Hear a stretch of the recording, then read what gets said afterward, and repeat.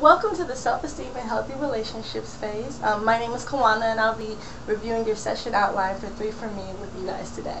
You're going to start off the session with an energizer, and the energizer for today is called Metaphor for Relationships.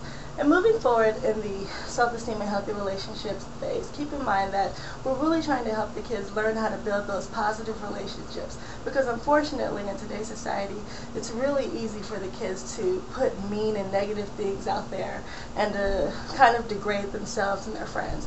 So the purpose of today's activities is in order to help the kids learn how to build those positive thinking skills related to their friends and themselves. So we want to help them practice, give compliments, and receive them as well. So moving into Metaphor for Relationships, you're going to split your team into 3 to 4 smaller teams.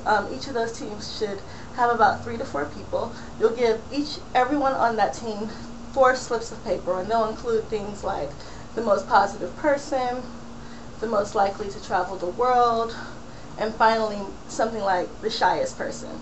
You'll make sure that once you distribute those 4 slips of paper to everyone, that they're turned over. Once everyone has been distributed the materials, you'll allow them to turn them over, read through them, and then to give them to the other people in their smaller group that they think they apply to. So if I think William is probably the most likely to travel the world, I'll give that 1 slip of paper to William, and so on, until everyone's exchanged slips of paper and everyone has 3 to 4 slips of paper.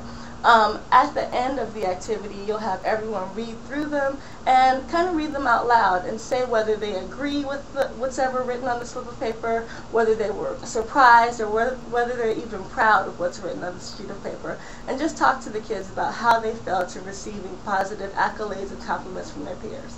Got it? Alrighty then, we're going to move on to our main activity for the day, and it is called 3 for Me. So in 3 for Me, you're going to be doing 3 different activities. The first one is this. You are going to use a hula hoop and a frisbee. You're going to get the hula hoop through the frisbee, but firstly you're going to line everyone up.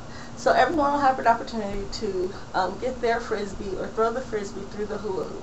If they actually throw the frisbee through the hula hoop, then the person will say something nice about everyone else on their team, i.e., Rebecca, I love your shoes. William, you have on a great sweater today. Oh, Marissa, you have a really nice smile, and so on. However, if they miss, then the person has to say something nice about themselves. The second part of 3 for Me is the soccer shot. So again, similar to the frisbee toss, everyone will have to make a soccer goal. That can be whatever goal you'd like it to be. You can use the hula hoop, whatever. You can do that inside the classroom, or to kind of switch things up, you can take it into the hallway or even to the blacktop. Set up your soccer goal, have everyone kick the ball, and if the student kicks the ball and makes the goal, they'll have to say something nice about everyone on their team. However, if they miss the goal, they'll have to say something nice about the next person in line behind them. Alright? Next is Ride and Run. Ride and Run is the final part of 3 for Me.